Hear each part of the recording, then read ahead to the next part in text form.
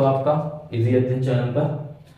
मैंने आपसे कहा था कि मैंने कुछ आपको वेन आरेख के न्यूमेरिकल कराए थे कल, पास वाले फेल वाले, किस तरीके से वेन आरेख बनता है।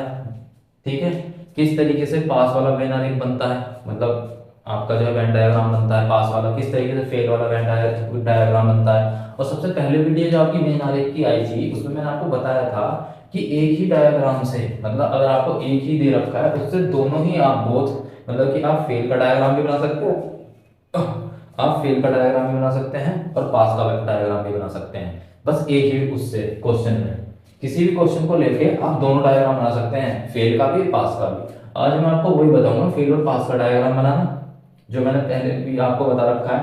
और दूसरी बात, ये जो क्वेश्चन होते हैं कम से कम एक विषय में उत्तीर्ण, कम से कम दो विषय में उत्तीर्ण, अधिक से अधिक एक विषय में उत्तीर्ण, अधिक से अधिक दो विषय में उत्तीर्ण, ये उत्तीर्ण का बन गया।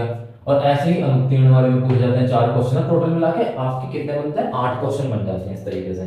ठीक है, अगर यहाँ 3 वेन डायग्राम होते तो ऐसे ही आपके और ज्यादा बन जाते।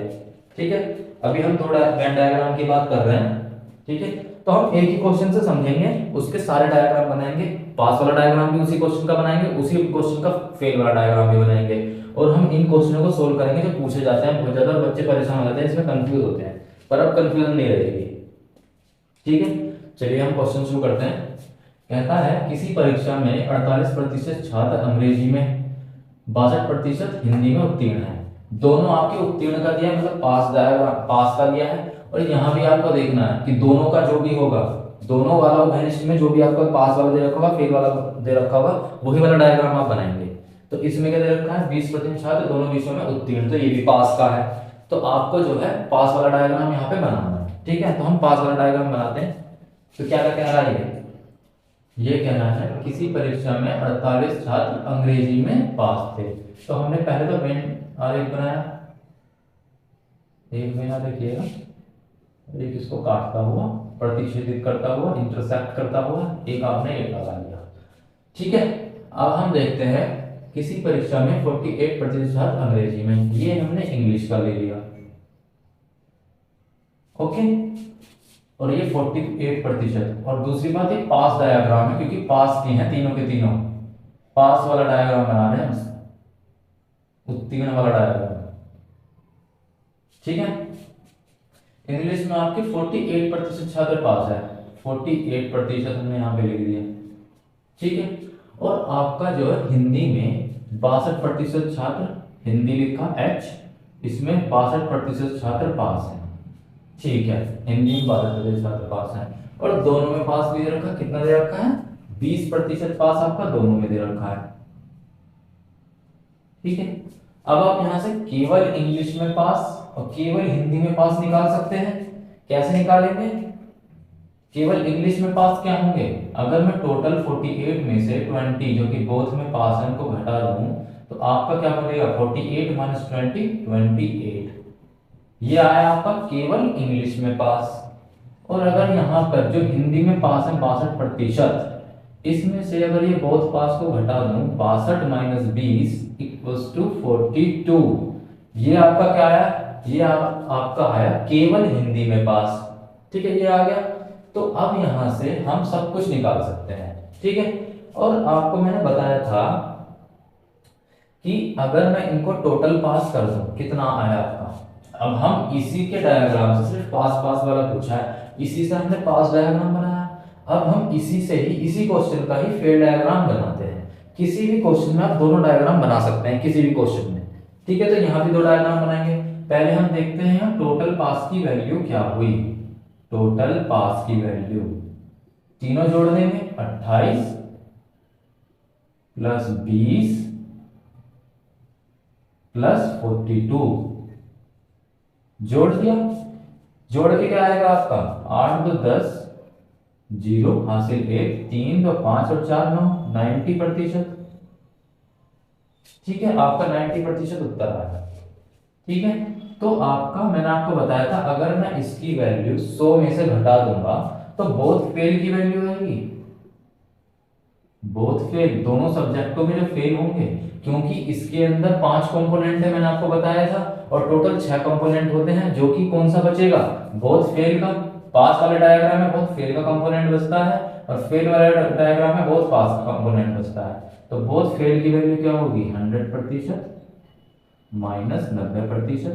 टोटल में से 90 घटा देंगे, टोटल में से मतलब जो 100% टोटल विद्यार्थी है उसमें से टोटल पास की वैल्यू घटा देंगे तो बहुत फेल आ जाएगा 10%। अब इसी से सिर्फ इससे हम फेल वाला डायग्राम बना सकते हैं क्योंकि हमें बोथ फेल की वैल्यू पता लग गई। और मैंने आपको बताया था किसी भी चीज की अगर बोथ वाली वैल्यू पता लग गई हम उसी का डायग्राम बना देते। ठीक है, तो हम अब बनाएंगे फेल वाला डायग्राम। तो सेम क्वेश्चन का पास वाला डायग्राम भी बन गया और सेम ही क्वेश्चन का फेल वाला डायग्राम भी बन जाता है। अब हम फेल वाला बनाएंगे, चलो बनाते हैं। एक बिना एक हमने ये खींचा, एक बिना एक हमने इसको बनाया, बना दिया। ठीक है, इसमें हमको ये फेल वाला डायग्राम है, हमें पता है ये इंग्लिश है, ये हमारा हिंदी है।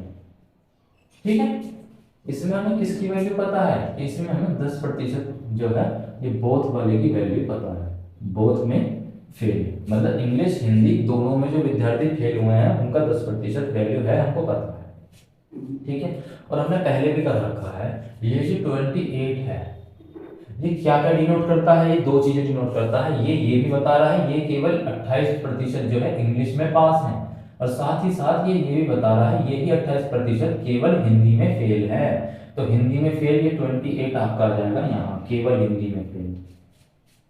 ठीक है, और ऐसे ही आपको ये पता है कि 42% क्या डिनोट करता है, दो चीजें डिनोट करता है। यहाँ पे इस डायग्राम में ये डिनोट कर रहा है कि केवल हिंदी में पास है 42%, तो केवल इंग्लिश में फेल जो होंगे वो भी 42%, तो केवल इंग्लिश में फेल 42%। ठीक है, ये आ गया, ये फेल का डायग्राम होगा। ओके, अब हमारे सारे डायग्राम बन गए, फेल का भी बन गया, पास का भी बन गया। ठीक है, अब सारे क्वेश्चंस डायग्राम को देख के हम कर सकते हैं सोल्व। सबसे पहले पे आते हैं, पहला क्वेश्चन, क्योंकि इसमें सारे क्वेश्चन में उत्तीर्ण उत्तीर्ण उत्तीर्ण उत्तीर्ण वाला पूछा है तो हम जो आंसर इसका देंगे वो पास वाले मतलब उत्तीर्ण वाले डायग्राम से ही देंगे। सिंपल सी बात है, अगर अनुत्तीर्ण अनुत्तीर्ण पूछेगा तो हम जो इसके आंसर्स देंगे वो अनुत्तीर्ण वाले डायग्राम से देंगे। ठीक है, सिंपल सी बात है, कोई बड़ी चीज है नहीं इसमें। अब देखते हैं, कम से कम एक विषय में उत्तीर्ण।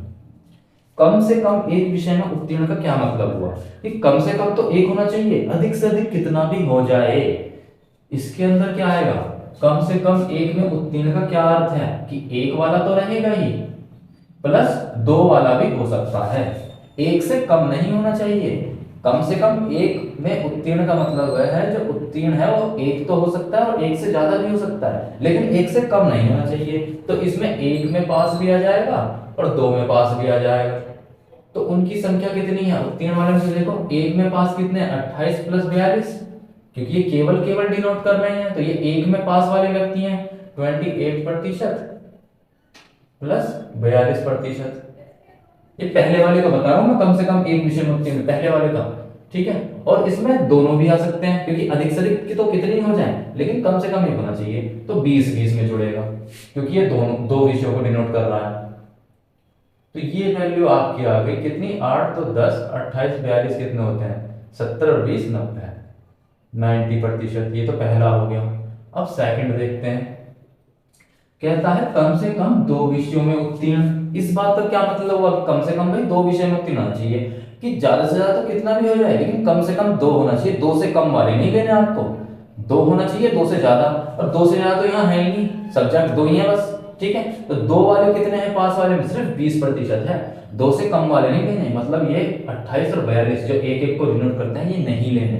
तो आपका दो को डिनोट करने वाले कितने हो गए, बस 20%। इसमें ओनली 2 सब्जेक्ट्स डिनोट करने हैं आपको, इसका मतलब सेकंड क्वेश्चन जो है आपका कम से कम दो विषय होते हैं। ठीक है, तो ये इसका आंसर ओनली 20% होगा इसका आंसर। अब थर्ड देखते हैं, अब आई बारी अधिक से अधिक। अधिक से अधिक एक विषय में उत्तीर्ण।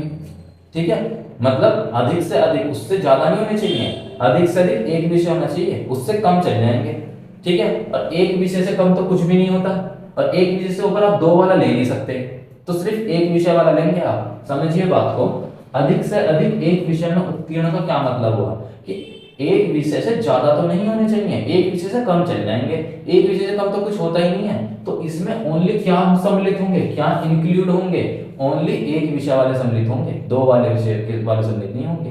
ठीक है, तो ओनली एक वाले विषय कौन से है, एक तो 28 है और एक 42 है, इसमें ऐड होंगे ओनली एक विषय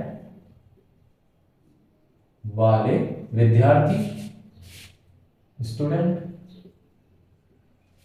है ना, ओनली एक विषय वाले स्टूडेंट होंगे। तो वो कितने, 28 प्लस 42, एक विषय तो इन्हीं का ही है, 28 प्लस 42 कितने हो गए आपके, ये 70%, ये भी निकल गया।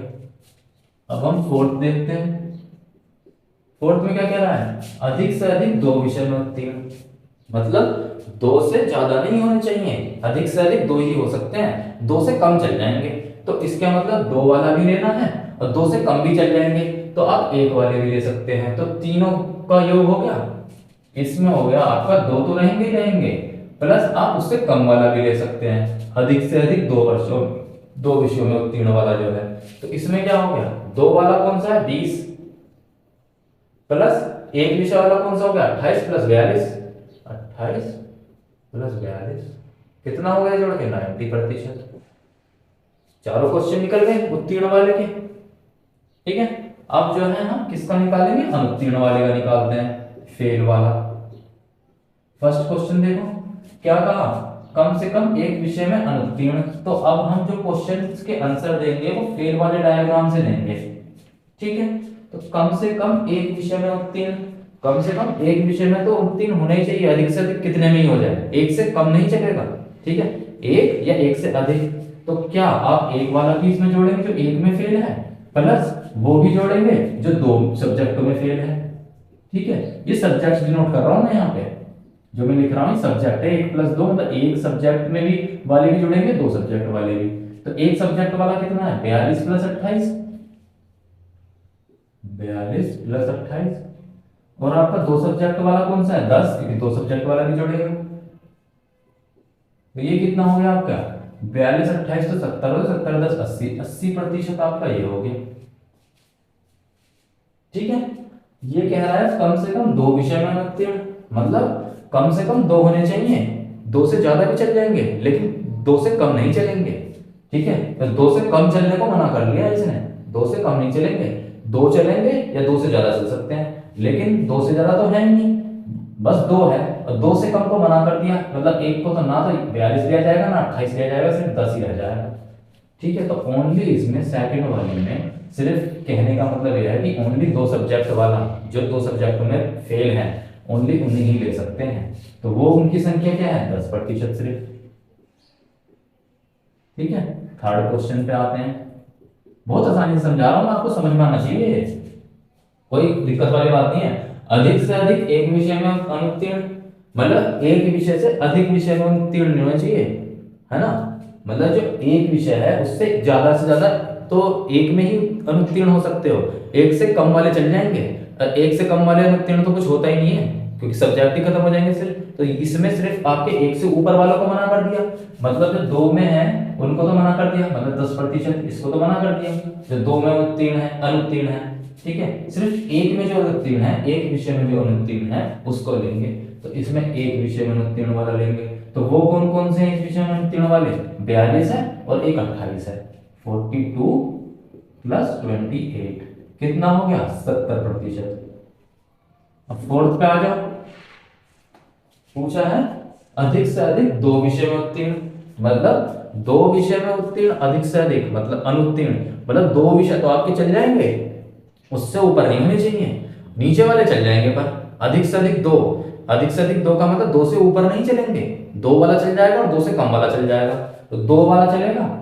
ठीक है, दो वाला, दो जो विषय में अनुत्तीर्ण है, प्लस एक वाला भी चल जाएगा क्योंकि वो तो कम है, तो एक वाला भी चल जाएगा, तो इसमें क्या होगा दो वाला कौन सा है 10%, 10%, और दो वाले कौन से फेल है 42 प्लस 28, 42 प्लस 28, ये आपका कितना हो गया 80%। बताओ, कोई अंतर ही नहीं है, निकल गया सर, कितना आसान था। कम से कम और अधिक से अधिक का क्या मतलब होता है? अगर मैं कहूं आपसे कि कम से कम दो चीज ला के दो मुझे, मैं कहूं कम से कम दो पेन ला के दो, मैंने किसी स्टूडेंट को उठाया, ठीक है, उससे कहा कि मुझे जो है कम से कम दो पेन ला के दो, ठीक है, तो वो क्या करेगा? दो से कम नहीं लेके आएगा, ठीक है, दो से ज्यादा कितना ही लिया है, मैं कहूंगा कम से कम दो पेन मुझे ला के दो, तो वो दो से कम नहीं लेके आएगा, दो से दो लाएगा या दो से ज्यादा ही लाएगा। अगर मैं दो से कम ले आऊंगा, कम ला के मुझे एक पेन दिया उसने, तो मैं कहूंगा यार मैं तेरे से कहता कम से कम दो जरूर लेके आई हो, क्योंकि दो पेन का काम था, है ना। तो ऐसे समझो चीजों को प्रैक्टिकली। तो कम से कम दो का मतलब जो है दो, और दो से ज्यादा हो सकते हैं लेकिन दो से कम नहीं होंगे। ऐसे ही अगर मैं कहूं अधिक से अधिक दो पेन ला के दे मुझे, इससे ज्यादा नहीं चाहिए, तो वो अधिक से अधिक मतलब मुझे दो पेन ला के देगा या दो से कम पेन ला के देगा? वो तीन पेन ला के नहीं देगा मुझे, अधिक से अधिक कहेगा तो, क्योंकि कहेगा सर ने तो यार कहा अधिक से अधिक ज्यादा से ज्यादा दो ही पेन लाई हो, है ना, इससे ज्यादा मत ले आई हो। तो वो दो पेन ला के मुझे देगा या एक पेन ला के देगा, ठीक है, लेकिन तीन पेन नहीं ला के देगा। तो ऐसे आप क्वेश्चनों को समझो, और ये कुछ भी नहीं है, बच्चे बेमतलब इसमें कंफ्यूज हो जाते हैं, कुछ भी नहीं है। और हमने एक ही क्वेश्चन से, आपको पता है, पास का डायग्राम और फेल का डायग्राम बन जाता है, ठीक है, और आपका जो है उसी से जो है सारे क्वेश्चन 8 क्वेश्चन बना दिए इससे। और ऐसे क्वेश्चन पूछना कुछ भी नहीं है इनमें, कुछ भी नहीं है, ठीक है। तो मैं आपसे यही कहूंगा कि आप मेरे वीडियो को लाइक कीजिए, सब्सक्राइब कीजिए, शेयर कीजिए, और देखिए इसको ज़्यादा से ज़्यादा फैलाइए, और देखिए कितनी आसानी से हम किसी भी क्वेश्चन को कर लेते हैं, ठीक है। और इस चैनल का मकसद सिर्फ एक ही है, आप ही लोगों की समझ विकसित करना। मुझे इस चीज़ से मैटर नहीं है कि आप क्या कोई एग्जाम आ रहा है या कोई वो आ रहा है, सब में यही सब तो आता है। अगर प्रतिशत आता है तो प्रतिशत कर लो बस, आप किस उसके एग्जाम में कुछ नहीं थोड़ा ना, आपको बस प्रतिशत क्वेश्चन आने चाहिए, ठीक है, सब वही आता है, चाहे आपका एसएससी जीडी हो, एसएससी जीडी हो, चाहे रेलवे हो, कुछ भी हो, वही पैटर्न है, वही है। प्रतिशत प्रतिशत चेंज थोड़ी ना हो जाता है। तो मैं आपसे यही कहूंगा कि आप जो है अच्छे से तैयारी कीजिए, और अभी और वीडियो बैक टू बैक आएगी और आपको बहुत मजा आने वाला है। चलिए मैं चलता हूँ, बहुत बहुत धन्यवाद।